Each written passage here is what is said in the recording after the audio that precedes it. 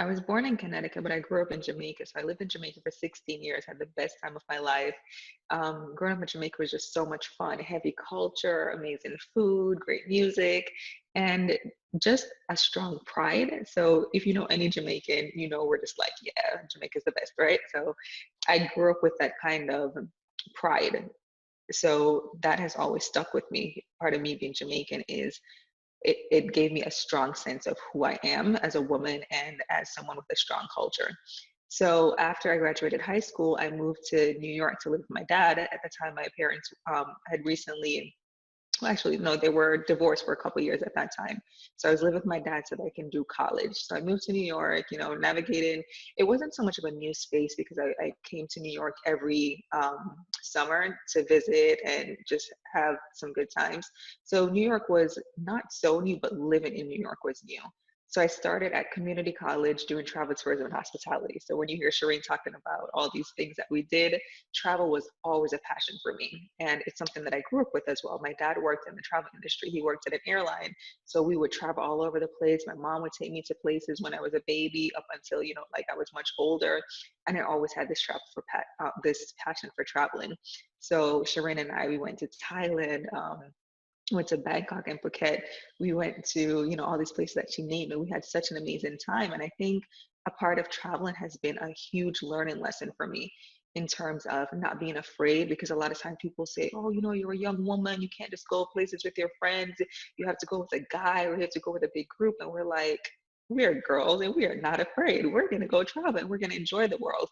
And we just went to so many different places and had so many amazing experiences. It's not all about taking gorgeous pictures, but the people that you meet, your lives are truly changed every time you travel. So I've always been someone who loves to travel, to the point where when I moved in on my own, and I'm skipping around. So I came to New York, got my associates in travel, got my bachelor's and my master's in corporate communication. And from there, once I decided that I wanted to live on my own, I didn't even want to have furniture in my living room. I'm like, I am not going to be here on weekends. I'm going to be somewhere else in someone else's country. So I don't even need furniture. I will save that money for plane tickets. But the reason that I mention all of that is because travel has really shaped who I am. So there's certain things that change who you are or contribute to who you are. And I think where you've lived, the people who you've met, the books you read, all those things are important to the person who you become over time, right? Not have a conversation with my mom. I spoke and she made noises as if she was just moaning and groaning. I'm like, Mom, are you there? Are you okay? I said, Mom, I have this opportunity. I can move to China. She was like, mm-hmm. And I'm like, okay, what does that mean? Like, she really didn't say anything about it. Eventually she came around and she supported what I wanted to do. But, you're talking about sending your Jamaican kid to a country where there's a different language, and I did not speak Chinese. It's a different culture. I didn't know the culture. And we're talking about a different time zone, depending on daylight savings, it's 12 or 13 hours time difference. So you're thinking, okay, I can't call my daughter during this time because she's sleeping. She can't call me because, whatever. So with my dad, it was interesting because I remember a few months before this opportunity to move to China came, I wanted to move to New Jersey. We were living in New York, and a friend and I wanted to move to New Jersey. So I was like, oh, Dad, my girlfriend, who she wants us to move to Jersey together. What do you think? He's like, oh, you should want to stay home and be safe. And why would you want to spend money when I'm here paying the rent? Like, he just gave me all these reasons why it wasn't a good idea. So when the whole China conversation came, I'm like, okay, this is not going to go over well. So I was like, oh, Dad, I was looking at jobs and I found a job in China. He's like, oh, in Chinatown? I'm like, no, in China. And he was like, traveler and everything, but the same person who I just had the conversation with a couple months before about moving to Jersey, which is like 30 minutes away. And when I said, no, China, he goes, okay, well, I got to get my visa ready. Wait, what? You didn't want me to move to Jersey a couple of months ago, but I can move to a whole continent. And for him, it was like, I don't know what flipped. I don't know what changed. I don't know what clicked, but for him, he was just so excited about the opportunity. And I'm like, all right. So, I had a conversation with a couple of people. It's kind of like you're doing the tally. Like, okay, Sherane said yes. My sister said yes. This one said no. And you're kind of tallying up, like, what do you do? And Shereen mentioned my faith. I got to a point where I'm like, I'm not going to ask anyone. I'm just going to ask God because He's the one who's going to carry me through if he decides that I should go. And I just felt this inexplicable peace. And when I say inexplicable, it absolutely made no sense for this Black girl to go to China, not speaking the language. And I wasn't going to Beijing. I wasn't going to Shanghai. Shereen has been there. It is rural. When I tell you that these people are walking around looking at me, trying to touch my skin, touching my hair, they're like, I had little girls saying to me in Chinese, why are you Black? I said, oh, because my blood is blue. They're like, oh, like you could just make up all these stories. This is how uninformed they were. Like their TV wasn't picking up stations in America. When my dad came to visit us, they thought he was Michael Jordan. This was the extent of Black people they've seen, right? So it gave me the idea of I can do anything that I put my mind to. A part of it was me really believing that God wanted me to be there, whether it was a big mission or just an experience for me to encounter. I really think God wanted me to be there. But one of the most important things that happened there was my perspective on wealth and prosperity and happiness. I met farmers who literally had everything they had with them, like the clothes that they had on at that moment, the food, the potatoes that they were selling, that's all they had. And they were the happiest people ever. And then I met people, so like Shereen would say, like different people just invite you to their house. So like the mayor would invite us out to eat and all these things. And then you'd realize that there's some people who have what we define as success, but then they weren't happy. And I'm not referring to the mayor in China. I'm just talking in terms of like, you see the different, um, you see the shift. So you have the farmer who really has nothing and he's happy. And then you have the Buddhist over here who's just enjoying inner peace. And then you have someone else who has what the world defines as success and money and wealth and riches and fame, and they're not happy. And for me, that really resonated with me in terms of what I wanted for myself. It wasn't about chasing money, it wasn't about chasing fame or riches, but it was about having that happiness and knowing that you're in your purpose, doing what you're supposed to do, whatever you believe that is. When it comes to career, I can't say that I had this well orchestrated plan, right? So you have some people who, oh, when I was 3 years old, I used to pull things apart and I had the engineering, I knew I was going to be an engineer. We have the people who, oh, I love numbers. I want to be an accountant. I'm going to go to school. I'm going to study accounting. For me, I didn't have that well orchestrated plan. I didn't have you're going to go to school, study this. Like, look at my majors. I studied travel and tourism, and then I went into corporate communication to do consulting and business. So I didn't have this one plan of what I wanted to do, but I knew who I wanted to be. And I wanted to be happy and I wanted to be someone who made impact. So whatever that looked like. So that turned out to be me working as a consultant, me working as a teacher in China, me working in human resources, me doing accounts payable, me doing payroll, like doing all these different things. And now that I'm talking about it, as I'm thinking about it, my job or my title or my status is not who I am. Like I am a person, I'm a human outside of titles and status. And that's something that's always been important for me. It's never, oh, I want to be the lawyer and study law for X amount of time. It's, well, what does that translate into? Who does that help? Who does that benefit? Are you happy? And I think that was one of the biggest transitions I made after coming from China, making sure that my happiness and my peace were a priority. The same peace that allowed me to move to China feeling that I was doing what I was supposed to do, just coming back and saying, I'm not going to chase, I'm not going to go back to the fast paced life of of America, sorry. Like I remember going to get pictures developed and it's like, all right, so I'll come back in an hour. They're like, an hour? You have to come back in 5 days. You were living in New York. I just used to fast pace. Everything happens in an hour. Everything happens in a day. Everything happens over time. And in China, it was just it wasn't this linear concept. It was like, cyclical. If it doesn't happen today, it happens the next day or the day after. And I love that slow pace. And it's interesting because it kind of reminds me of what we're going through now with COVID-19. Say this really quickly though. One other thing that really changed for me is that now I know that everything is negotiable, right? So when I left New York, everything was either yes or no.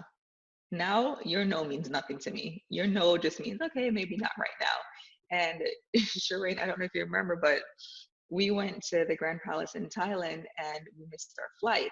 So they were just going to say, okay, so if you need 2 tickets because it's last minute, it's going to be X amount of money. So we're like, okay, how much are the tickets? You know what they asked us?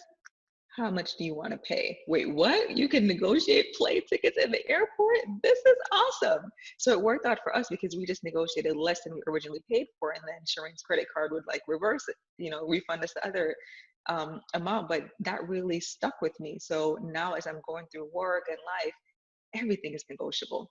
Like, don't have me going up in Macy's talking about, you sure you want $200 for this? You sure? Let me get a coupon. Like, everything's negotiable right now. No, so I think because I was in New York at the time where people focus so much on their careers, you get married in your 30s, or people get, I think I got married like 27, so I think it was a decent age. I don't think I was too young or too old. But yeah, to answer your question, I definitely do believe that because of the different positions that I've been in, it helps me now in my current role.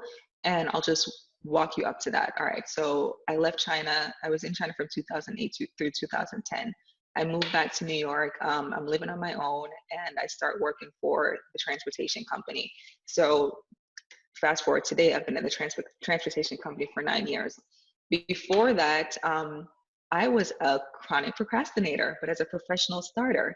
So basically what that means is I would procrastinate to procrastinate, right? So I didn't even start procrastinating yet, but once I decided to start, I would gain momentum and I would work on a project, but I wouldn't always finish.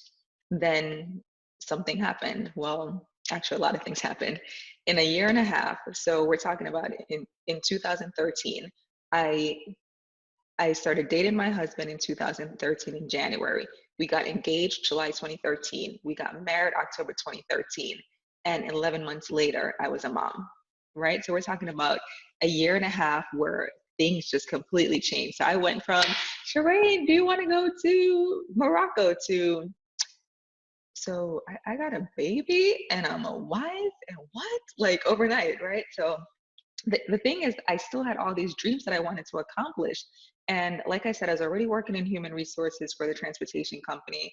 I was volunteering, I was doing community service. Was it even possible to achieve more?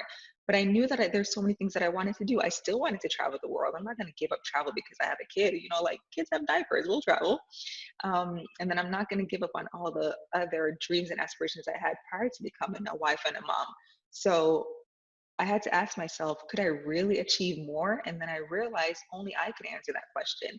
Sherane couldn't tell me, yes, it's possible, or no, you're taking on too much. I had to answer that question. And I didn't want to believe that motherhood was a graveyard. I didn't want to feel that, that's where dreams go to die. So I decided that I needed to stop making excuses and really tackle my goals. So that's how I started into what I'm doing now. In July 2016, I wrote my first book. And basically it was my experience of becoming a mom, but also my spiritual journey. So it's called 7 pounds, 13 ounces. And it's my spiritual journey to motherhood, the correlation that I saw between being a mom and being a child of God. And then in 2016, in November, I gave birth to twins. Well, not really. I had my second son, and he was born in 2016, but I also birthed a cosmetic line called Ruby. So it's RUBE, RU are my initials, Roseanne Uwague, and BE's Beauty Evolution. So it's Roseanne Uwague's Beauty Evolution. So this lipstick that I'm wearing is actually one of my lines. So I did that because I wanted to show people that beauty is something that you should cultivate on the inside. But as you're doing that, I wanted a tangible reminder of you enhancing your outer beauty. So that's why the lipstick comes in. And then there are all these empowering reminders that come with the lipstick. So in 2016, I also wrote a book called Plug In, and it talks about pursuing harmony. Because at this point, I was a productivity coach. I wanted to show other women, I wanted to help them, teach them, strategize with them that they can do whatever they set out to do. Whatever you want to do, let me know and I'll hold you accountable. We'll strategize, we'll make a plan. You don't have to hustle, you don't have to struggle, you don't have to grind. You just have to employ grace and strategy and harmony. So that's why I started coaching. So when you talked about my different jobs, I'm absolutely happy that I had all these different roles because now I can relate to people on a different level. So instead of only knowing numbers, and this is not to knock someone who has had one career path, that's absolutely fine. But for me, it gives me a broader spectrum and a broader horizon. So when I talked to my client who's a doctor and she told me that she did XYZ, but I had that experience traveling somewhere, or when I talk to my client who's a journalist and I took my communications major, when I talk to C-suite executives, knowing that I worked in corporate offices, or when I talk to small business owners, knowing that I'm a small business owner, all these things come full circle for me. And of course, when I talk to full-time moms, I'm at 100% passion because I can relate. So here we are in 2020, adjusting to these new norms of homework to homeschool and making the shift from the office to the makeshift home-based office. And I still have all my roles and I still keep my clients accountable and I still maintain my sanity because I'm employing the same things that I'm teaching my clients. A couple months ago, so I have this group chat with my friends, and a couple months ago, I was sending them a motivation post. Everyone has a day and we send something. So I typed to them, I'm fearless. And I wanted them to kind of accept that as an affirmation. And then instead of sending I'm fearless, I erased it and I said, I fear space less. I didn't feel comfortable saying that I was fearless because I didn't believe it. So I'm not going to, lie to my own friends. So I changed it to I fear less. And then after we started deliberating, I said, you know what? I am fearless. I'm fearless because God didn't give me a spirit of fear. I'm fearless because fear is not something that I possess. It's something that I experience. So with your blog, Girl Not Afraid, I love the title. Yes, we experience fear. Yes, we feel things when we're like unsure of ourselves or unsure of how things are going to turn out, but that doesn't make us fearful. It just means that we're experiencing something, but it's not who we are. And I think that's what we need to always take away. What we go through, it's not who we are. Me failing does not make me a failure. It just makes me stronger. And now I know, okay, that's not the way to go. So have I experienced fear? Absolutely. All the time. Like even in business, I'm like, should I do this? I have a very big goal. I plan to leave my job, my full-time job, and I want to do what I'm doing as a productivity coach full-time. That absolutely can create fear to where you just get paralyzed and say, okay, let me not do it. Let me stay with what's comfortable. Let me stay with what I know. Let me stay with the steady check, right? Because I have to be strategic. I have kids. we need to pay rent, mortgage, all of that. So have I experienced fear? Absolutely. Am I fearful? No, I am fearless because God did not give me a spirit of fear. And I believe the second part of your question is just my own personal. There are a lot of things that happen in my life, and in retrospect, in retrospect or 2020, hindsight is 2020, right? So when in November 2016, when I was giving birth to my second child, a month later, I took a project management exam.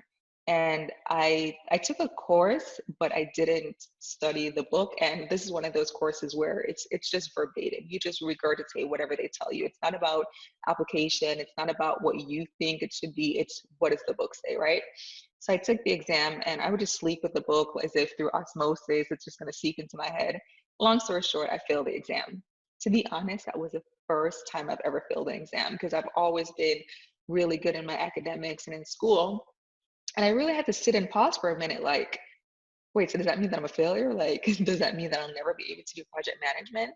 And when I really thought about it, I told a lot of people because what I realized is that whenever something happens to you and you stay in isolation, that makes it even worse because now you're just dealing with all these negative thoughts. So I sent a blog post out to my friends and I'm like, yeah, so took this exam and failed. So that was basically the content of the blog post. But the reason for doing that is we like to define or circumstances or situations or experiences as who we are. I am a person. I am not defined by getting a project management certification. So what happens with your failure is what I think is most important. Do you say, okay, next time I'm actually going to study and then do the exam? Or do I say, I'm going to pivot and I'm not going to do it again? Do I give up and say, I should have never done it before? Like, what is the internal thoughts that happen after that? And for me, what I realized is I was trying to get qualified for something that God had already qualified me for. So I already knew that I was supposed to be doing project management. I knew I was supposed to be doing consulting and coaching, but here I was trying to get a certification so that I can have PMP behind my name just to prove to other people that I knew what I was talking about. But I was already doing project management at work. I was already doing project management with my clients. So why did I feel that I needed these three letters? So for me, it was actually a successful part of my story because now I realize that I don't need to try to get credentials or I don't need someone else to approve of me, right? So based on this story, if you had a situation, I'm not saying don't get the exam. Go back, study hard, work your tail off and get the exam if this is certification that you want. But I think what's important is your why. And for me, that why was I didn't feel like I was good enough to be a project manager, so I needed this degree. And I'm just going to be 100% honest. That's why I did it. I didn't feel like I had the credentials. I didn't feel like people should be listening to me on project management, even though people were already paid me to do it. And that's why I did it. So when I failed, I was like, it was like a wake up call for me. Interesting thing is, even during the course that I took, they kept saying, when you take the course, when you take the test, do not respond using the work that you do right now. So basically, if they give you a situation, they're not asking for what's the most logical way for you to handle it or how you'd handle it in your 9 to 5. They're saying, what does the book say? So even if the book is, so basically you were just supposed to regurgitate. So then I thought about it, I'm like, so it's just based on memory. It's not really based on your skills or the actual credentials that you have from doing the work. And I'm like, basically, yeah, it wasn't practical at all. And I'm like, so here I am running after something that's just based on memory. So there's an exchange that I like to talk about. And what I would say is you exchange hustling for harmony, right? So a lot of people, they hustle and they scheme and they do all these things to get things done. But if you look at it from a perspective of harmony and how it's going to benefit your life, then I think you'll make a better choice. So if you're planning to launch something or you're planning to step out in something, how is that going to change your life? Is it going to create harmony where all the pieces in your life work together, where you have peace of mind, you have joy? This benefits your family, this benefits you personally. If all those things are going to work together for your good, then I would suggest that you take the steps. Then how do you take those steps? I would ask you to exchange struggling for strategy. A lot of people think that the struggle has to be a part of your story. And I do believe if you're talking about trials and errors and failures and successes, then yes, that is a part of your story. But people like this whole struggling mentality, oh, ride or die. Wait, why do I have to die? Like, why is that one of my options? Two options, like, can we ride and live? But we like this struggle life, like, oh, I was there for you when we didn't have food to eat. That's all good. I'm okay with building because no one starts from the top, right? You need to build yourself up. But people feel that the more that you hustle and the more that you struggle, the more dedicated you are to it. But I honestly feel that a lot of the reasons we struggle is because we don't exchange struggling for strategy. So for me, I told you that I wanted to do my business full time. I'm not just going to quit my job and do it. No, I need a strategy. I need to have savings in place. I need to know that I have clients lined up so that they can replace this income. I'm not just going to say, oh, well, God bless the work of my hands. Yes, He will, but He also told you to use wisdom. So for my own journey, I had to put a strategy in place. How many months of savings do I need if this business doesn't pick up in 6 months? What do I need to do to replace this income that I'm already making? Is my husband on board with me leaving, that if I don't make another dime for the next year, our utilities can be paid? So I feel like when you're more strategic, it will help you. So the three things, and then the last thing is just with grinding. I believe in hard work. I believe in excellence, but I don't think that equals grinding. So if you're a mom or you're someone who is trying to build a business or whatever role you play right now, grinding, you get into where you want doesn't mean that you're working 24/7 or you're stressed out or you're tired. Like, I'm not impressed by you saying, oh, I didn't sleep last night, I was working on the business. Okay, but now you're cranky, now you're groggy, now you can't think straight, now your memory's jacked up because you didn't take care of yourself. So is that really the best use of your time? So in terms of like just struggling and hustling and grinding, I think you should really exchange it for grace. Talk to God, find out where God would lead you, ask Him to open doors. Because what I realized in my own life is the more that I open doors for myself, I have to hold those doors open. Whereas when God opens it for me, not a man can shut it, not a man can close it, right? So that's what I would say. Be strategic, make sure that you have harmony, and employ grace. Give yourself grace and also pray for the grace of God. Right. And that's the thing. I think our society thinks that activity means productivity, and absolutely does not. You can be more productive sitting and strategizing and just thinking, just sitting in your chair thinking and figuring out what your next step is versus just being active. So I think that's why a lot of people are having such a difficult time now, because you have to be still. you can't go shopping, you can't do all these things. So you just being active doesn't mean that you're being productive. So I think you just brought up a great point. Thing is on my website, and it's just my name.com. So it's RoseAnneUwague.com. Everything is on my website. You can book a 15-minute free strategy session with me. You can purchase my book, either from the publishing house or from Amazon. You can look at free resources and tools. That is definitely the best way to reach me. I am on Instagram at Life Coach on Fire, Life Coach on Fire. And my personal Instagram is RUWAGUE. So you can reach me there too.